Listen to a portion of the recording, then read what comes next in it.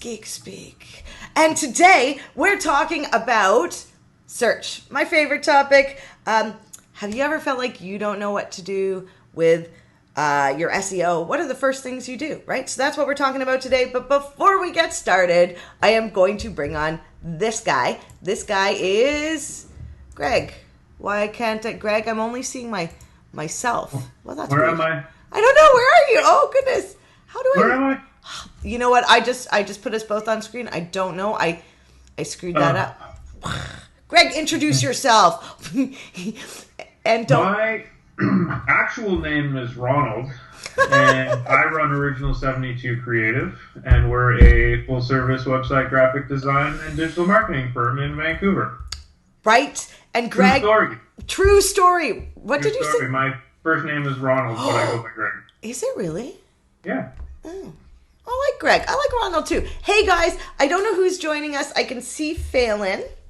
I'm going to try to get there. We all know I'm having a little bit of technical difficulty today, it seems. But the other thing I need to tell Greg, which he won't be aware of until he sees this video, is Greg, my name is under you and your name is under me. I see that. Right. It's great. Hey, Kat. Yay, glad you joined. So today, Greg, what are we talking about today? We're talking about organic search engine optimization.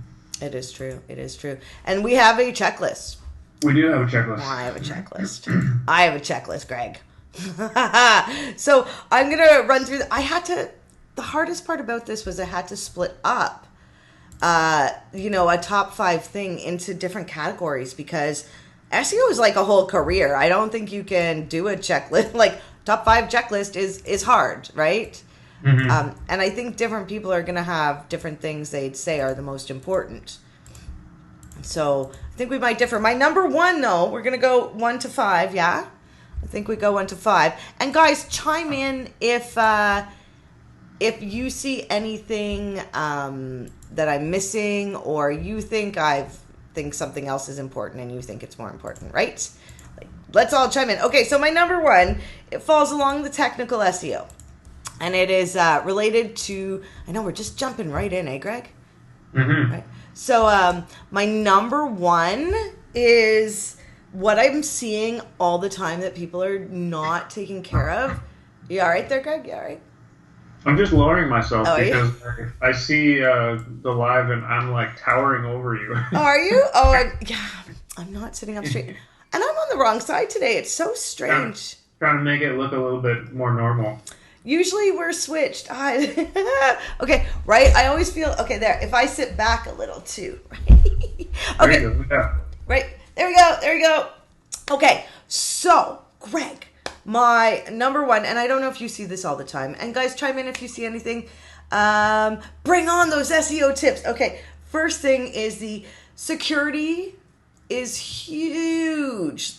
And when I mean security, I think the top thing I'd recommend, besides having like WordFence or something on your like a plugin for security, also like the getting your SSL certificate. Huge. Do you see this all the time?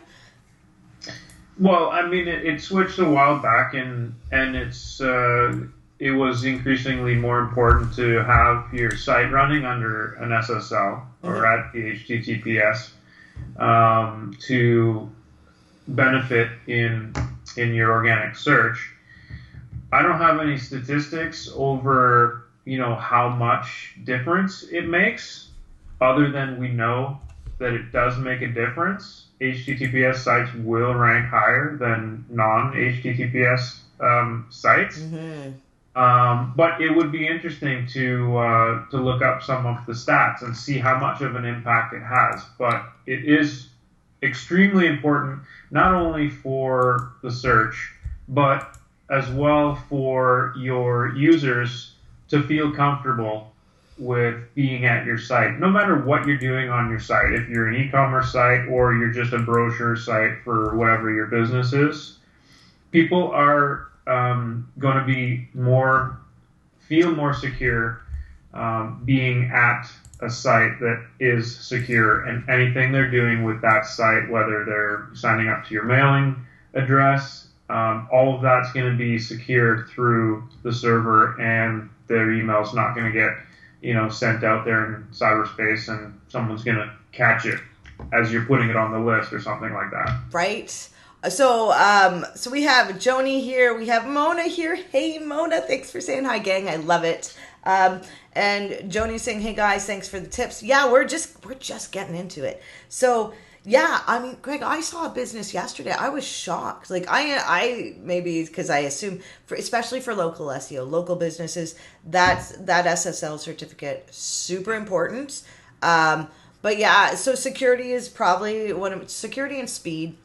I know these two things are hard. Like speed is for the technical. It's harder for us as newbies to figure it out, right? How do we speed up our site? How do we know how fast our site is going? So Google has a tool on Search Console, but which you can test how fast your site is. But things you can do for speed on the fly for you and I. You can get a plugin to help with the bulk size of images. You can use Search Console and find out which pages are slow and why, and slowly start learning, because Search Console will tell you exactly how to fix it, right? I think there's something, Minify, what is it, Minify? Somebody fix it. Minify your JavaScript? No, I don't know. Anyway, there's a lot you can do. I would also throw into that not only speed but mobile as a technical thing, because more and more Google switching to mobile first indexing. So with speed, it sort of goes hand in hand with mobile and desktop versions. And having a mobile-first site will greatly impact your organic SEO as well. I agree. I agree. I actually just assumed, terrible me, that everybody just does mobile first now, because mobile has actually outpaced desktop. That being said, conversions happen more still on desktop, which I find really interesting. But you know what? We're all going to get more and more comfortable with purchasing on mobile. So always when you're building a site, right, Greg, do you help your clients check, right, if it's mobile, like what it looks like on mobile before you guys launch? Yeah? Sure. Well, I mean, when I'm developing a site, I'm developing all versions of the site at the same time, typically. Or we have the defined looks of what it looks like in certain size, what things don't get loaded on the mobile versus loading them on the full-size desktop to save speed. And because there's a lot that you can show on the desktop that maybe you don't need to show in the mobile version. There's a lot of stuff that the customer wants on the site. But like you said, if conversions and other things don't happen on the mobile site, do we need to show things there? What are those? Right. Let's keep them out for speed. Right. Your contact us page. You want less is more on mobile. Yeah, less is more. Bonnie's here. Hey, Bonnie, so glad you joined. I'm so glad you guys are here. Thursday lunchtime, right? Tell us where you're listening from. That I totally want to know, because let's get to know each other. Okay, so my number 2, there's kind of technical. Technical is a whole thing. If you want to get more into learning about technical SEO, Screaming Frog is a bestie of yours. It's free, it's a freemium model, but check it out. There's a lot of YouTube videos to watch. That'll really help, I think, with the learn. If you're digging in, man, because that's a big dig. My second one, Greg, is kind of interesting because, as you know, I focus a lot on measures. And I find that the other thing that people need to do right off the bat is get your analytics set up, get your Search Console set up. I mean, get that done.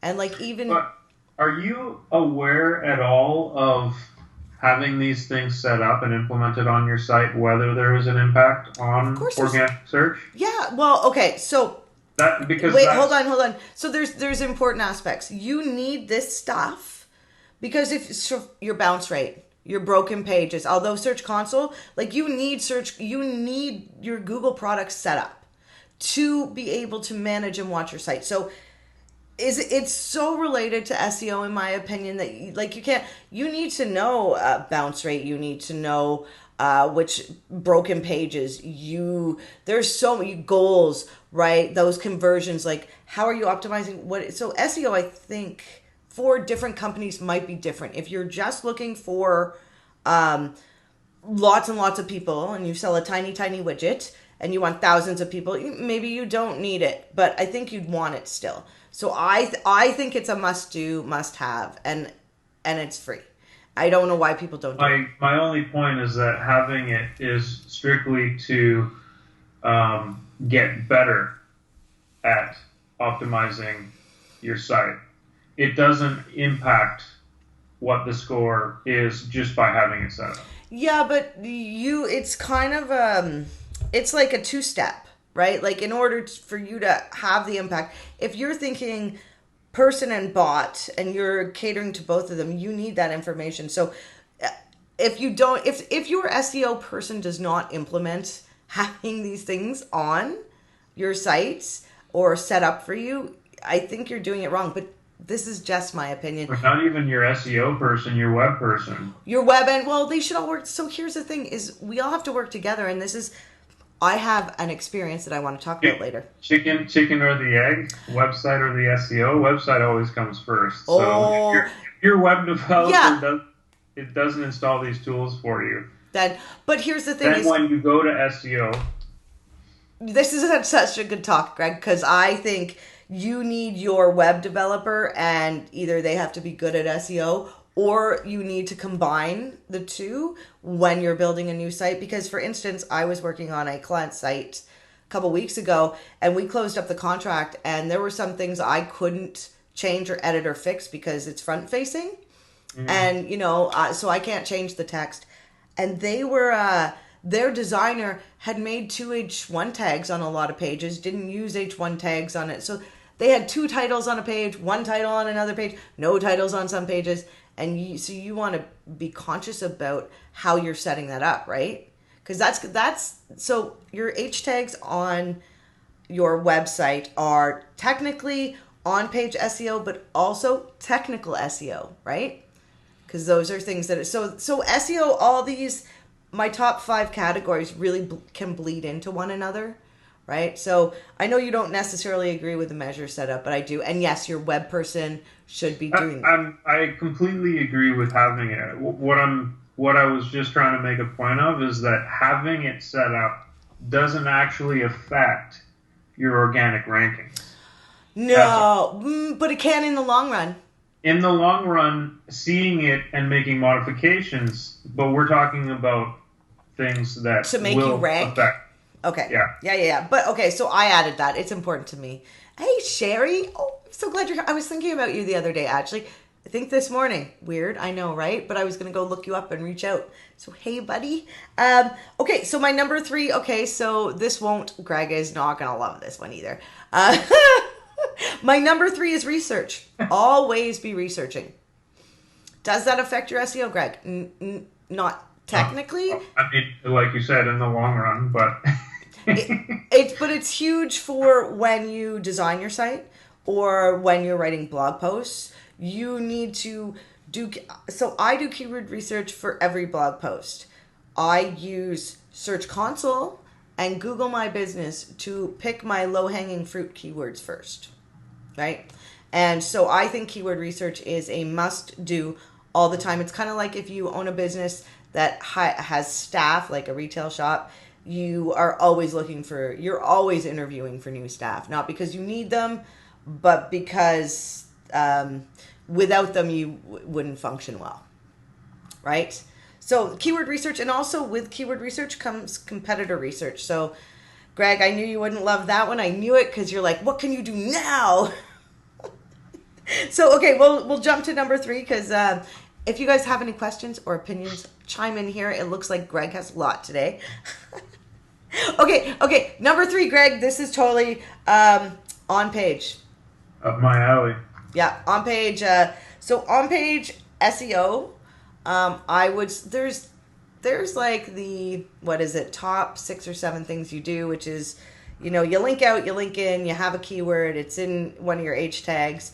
You make sure you use lists and like numbered, non-ordered lists and ordered lists, and multimedia. I think that if so, I'm going to recommend anything for on-page SEO right away, it would be multimedia. So pictures, video now for maybe on every page, and that will help with bounce rate. With the autoplay turned on? No. I don't know. I don't know if autoplay's turned. I don't think that's automatic on YouTube. I'm just referencing yesterday's post. Yeah. That post actually was good. I liked there were differences. Some people like autoplay. Some people hated it. Some people like the forever scroll. Some people just want to get to the footnotes or the footer. Right? That was good. It was good. So on page, I think multimedia would be the top of the list. However, getting business owners to pay for that or take part in that, harder to get done. So, but I think there's a system where you can write a blog post and probably create some other media images from that with points and then share that on social and maybe even put it on the blog post for your multimedia. But Greg, what do you think? What do you, when you go, and do you read articles online? That's a good question. Absolutely. Okay. And I read everything online. Do you? You're a reader, eh? So I do video, and the way I read is I highlight the whole blog post, and I use something called Readly. I don't know, but it makes me read it fast, and I get focused. How do you just read? Are you just like, you don't use any special tools? No. I'm old school. Fair enough. And so do you like multimedia on a page is where I was getting to. Yeah. I mean, as long as it serves its purpose. There's need for video and images on a site, and sometimes there's not a need for images or video. Mm-hmm. It really depends what your topic is, what you're trying to get across to people. Do you like long form or short form, depending, like if you're learning or what? Tell me more. More shorter form. If it's long form, I like skim. Okay. Through. Are you one of those people that, so there's a lot of people, and I am not one of these people, and sometimes I wish I was, where you'll find an article you want to read. And guys, tell us if you're one of these people. I really want to know. You find an article you want to read, you read it, but before you read it, you read the conclusion. Are you one of those? I don't read the conclusion, no. But I do find, I do this weird thing where I don't read full sentences. Like, I'll pick out words within content and get the gist of what they're talking about. And if it piques my interest, then I'll actually go back and read the paragraph itself. Oh. That's an interesting way to do it. I'm weird. Well, we all knew that, didn't we, guys? Yeah. I'm also dyslexic, so when I pick out things, my brain works in a different way because I see things differently than other people. Nice. I'm slightly dyslexic too, and I actually had to learn in school at a young age how to manage it in a different way, because I learned differently, and I was one of those kids they thought was stupid in school because I learned differently.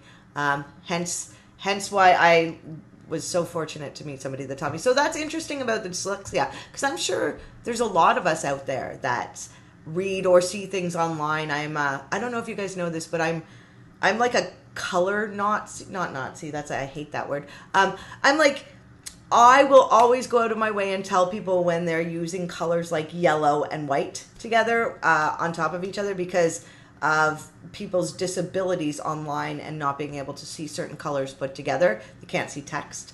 So I think things like that affect SEO too, right? Because those people are out of there. They're like, I see a blank screen. Right? Yeah, I mean, you can see, Google can see color, right? So when the bots come, they read the page. They don't just read through the text of the page. They actually read the HTML, they read the CSS, they read the content on the page, they see everything, right? And they can tell whether or not what they're reading is in a really close color to whatever the background of that is. And it's possible they can make a determine on whether, I don't have any proof of this other than knowing that they can see these things, the impact that it may or may not have on organic rankings, but they can read through everything and see whether, because this is an old trick from a long time ago, is hiding a bunch of keywords at the bottom of your page. Oh, like if it was a white background, you would make that all those keywords white, and the visitor couldn't see it, but Google could. But Google could read it, and they would flag you as being a spammer and give you a negative mark on your site. So yeah, I know I saw done it recently. In the past. I assume they still do things like that. Some people, that's really black hat. It's kind of lame. And if you get caught, you're done for, right? So here's a couple things that we need to mention here. Google does not read websites like people. That's one thing. Two, Greg, we have a couple questions, which I'm excited. So I hopped ahead. So question number 2, long form versus short form content when it comes to SEO. Kat has heard some conflicting ideas, word count, landing pages, blog posts, etc. Let's talk. Yeah. I think if it falls within a range, you're good. It's more a case of what you're saying in the content than the sheer amount of content that you have. I think so. I agree. I do agree. So I think different strokes for different folks, but I think, so funny enough, I think that if you have a combination of long form and short form, it works better. I think if you're just starting out and you're just starting blogging, 500 words is good, right? Like you're getting there. So over time, I mean, technically, your blog post should be updated every 2 years, right? Because depending on your content, unless it's evergreen, but that will really help you show up. I've heard a lot of information about, that's how we should be developing content over time now, where it gets better. It's more today, because 5 years ago, is it relevant, right? So long form, I mean, look what you do in your own stuff. Do you like long form better? I love Backlinko. I love reading his stuff, but I'm saving his articles. So maybe one of the reasons long form content works so well is because people bookmark it and then go back to it. So there's that, right? How many of us, though, have gone to blog posts and we're learning something, reading something, and so we want to follow along, and all of a sudden it's super outdated, and we get stuck. So we're bailing, right, on that, and we might not go back to that site for that information. So the question is interesting. That's a good one. The other thing I would say, just a final note on the length of your content, would be probably 300 words is a little bit short. 500 is what I would strive for, 500 or over. And anything more than 15, you're getting into, a long article, which is not bad, but I wouldn't say it would be ideal. But what you should look at more than after getting over your 500 word mark would be your keyword density within those 500 words. And I would tend to try maybe for about a 2% keyword density. So if you're talking about 100 words, you're using your keywords twice. Yeah. If you're looking at 500, maybe 8 to 10 times you want to use your keyword. And have it flow, right? I think the other important thing to mention, we're all different. The Amy Porterfield, if you guys listeners, she did a podcast a while ago about this, but it was for email marketing, which is, some people like me, I like Neil Patel emails. They're 2 sentences in my inbox with 2 links. Yeah. But I don't do the long form. Hey man, just a quick thing here. If you guys see me on a live, don't private message me. It doesn't work out for me. Just saying. Love you all. Okay, we have another really good question, which was, if you see an article with a wall of text, do you read it or skip it? Greg, this is a good one. A wall of text. So without pictures, like I'm thinking it's a brick.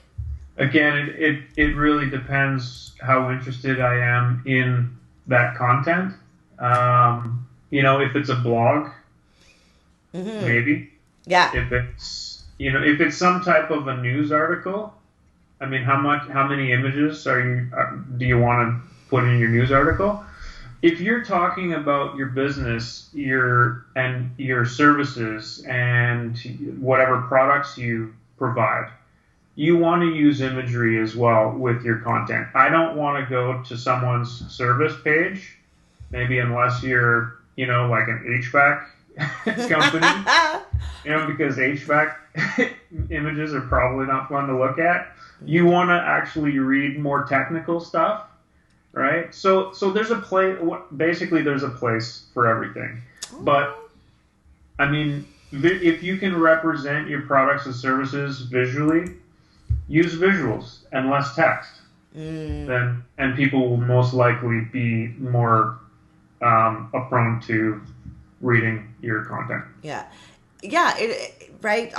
Yes. So those are good questions. It's always the question about how long something should be, but really, shouldn't the question be how relevant it is to you, and what you want to get out of the? Is it answering the question you have? Whenever we search, we're looking for an answer, right? Usually, we're looking for education. There are different types of searches. So if we're really, I think, hyper aware of what questions we're answering and what we're helping people with, that is probably more relevant than the length. But that's just my opinion. Okay, Greg, that was number 4. We got 3 minutes, man. We're going on number 5. Guess what number 5 is, guys? Okay, it's can you guess, Greg? Can you guess? I can as soon as it loads. Off page. Cheater. Okay, yes. So, although remember, careers are made out of doing search engine optimization. So this is a really short, tight list. Off page. So your NAP, that's what I would go for your off page SEO. Off page is a lot about link building. Your NAP is going to be most important in that it matches across the web. So if your countertop company Victoria, make sure your countertop company Victoria everywhere, not just your countertop company. Yeah. So be consistent. Yeah. Consistency seems to be this overriding thing that we should pay attention to, like being consistent online with our social media, being consistent online, I don't know, with your lives, right? Consistency. So that's the off page. I guess it was a little more simple. Off page would be also things like linking out on your blog post, which is like on page but off page, Yeah, link building. I mean, I have a love-hate relationship with link building because I don't want to list a bunch of stuff on my site linking back to other people. So why would other people want to link back to me? Interesting. For things. So link building's funny. There could definitely be mutual, cross-linking between people. It's depending on really how it's done and how close the relationship is. But I hate cold outreaches from people in email saying, hey, I looked at your site and I think, we'd be great to get linked on there as a complimentary service, and we'll give Do you get a lot? So I get a lot of emails that are like, hey, we can publish blog posts here, and here for you for cheap. Which is a outreach link building strategy for sure. And linking for, I don't know. So link building also consists of, say, Pinterest. If you want people coming back to your site over time, Pinterest link backs work. Now, I don't know if you're on Pinterest. It's kind of annoying. The links work as a link, so a signal to Google. I don't know how relevant they are to a user, because sometimes you'll see a Pinterest pin and you'll click on it, go to the site, and it's like something totally different that you can't find that picture, right? So my link building strategy is having a website designed by Original 72 Creative at the bottom of it, Right. and links back to my site. Right. So, yes, we have a couple more questions, and then we're going to get out of here. Greg, Kat. Kat is talking to Sherry. Yay, guys. I'm going to avoid that one. But can you do an entire live on link building? Ooh, yes, we can. That will be a good one. That will be deep and fun. I will put that on the list, my friend. I will put that on the list and make sure we get to it. So, yeah, good question. Greg, were there any other... Did I miss anything? Would you guys think I missed anything? We probably missed a lot of stuff. But I wanted to make mention, because we're talking organic. Schema again. Oh, I think we mentioned it in the last live, whatever we were talking about. Schema's huge. I kind of mentioned it here. Especially if you're local, having proper local schema with your business, what you do, your address, that type of stuff. Well, let's talk about this for a sec. Let's talk about this. Let's talk about this for a sec, because schema, guys, schema. If you don't know, schema.org, look it up. It is, so as I said earlier, Google, the bots don't know how to read like humans. So the best way to understand this is to, for instance, address and phone number. When you put on your site, Google sees ones and zeros.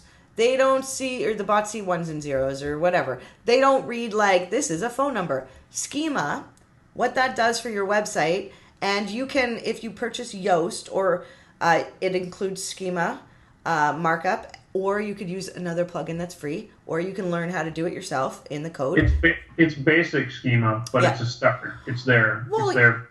You want the little robot to be like, oh, that's a phone number, and oh, that's an address, especially like local, as you said. Because if the bot can be like, oh, that's an address, this site is about Victoria, this site is about Vancouver, right? That address is in Vancouver. That stuff, I had a client, I got to email him, actually, the end of the month email. And their website people built their website, and one of their landing pages says Vancouver, South Vancouver, instead of South Vancouver Island, because that's what they're targeting. And so their URL has South Vancouver in it, and South Vancouver Island, really different places. That is going to confuse everybody. Well, there is no South Vancouver, really. There is a south part of Vancouver, but it's not referred to as South Vancouver. Yeah. But so things like that to be aware of. So, Greg, that's it. We've gone 2 minutes over. Crap. Before we go, guys, just delete that extra 2 minutes on the live. Right. Supposedly, you can edit these lives now. So I could have edited out my screw ups of the last 2 weeks of having us on live without having. Can you edit out our things being wrong? No, I'm not gonna. I tried. If you look back at the beginning, I tried to switch us, and no. It's because the reason of the mess up is because we did a live last week with 3 people, so I have to spend more time. And anyway, I got carried away. Whatever. I'm nothing SDM today. Right. Okay, Greg. Next week's topic. What is it? It's a hard one. Sorry. I don't know. I haven't done the graphic yet. Okay, yeah. But can you look? Because, guys, it's I think it's about social listening. Yeah, social listening tools, methods, how-tos. So, guys, we need your help on this one. We know stuff. We don't know nearly enough. So the next week's live, I want you guys, if you're here and if you catch the replay on this, if you find anything about social listening, and in articles you pass by during the week, drop them in the group, because let's all get into this, because it's going to be a good talk, because Greg and I are like, oh, this is neat. How do you do it, Greg? I'm like, okay, this is what I do. It's going to be a really short discussion, Greg, if we don't do some more research. Yeah. Well, I got basic stuff, but it's not something I do enough for clients to have a really insightful talk about. Right. If you want to know about social listening, turn on your Google My Business Messenger, and you might get messages, which is like social listening. Anyway, topic for another day. Kat, I love your topic. We'll put that in the file. And everybody else, and Kat, thanks for joining us. You guys make it so much better. We're so blessed and thankful that you're here with us, learning with us, making our lives as entrepreneurs better. Right, Greg? It's better. Yeah? Absolutely. Yeah. Okay, and you go. I talk a lot. Thanks, everyone. Thanks. And make good choices. Yeah, don't get captured. Bye. Bye.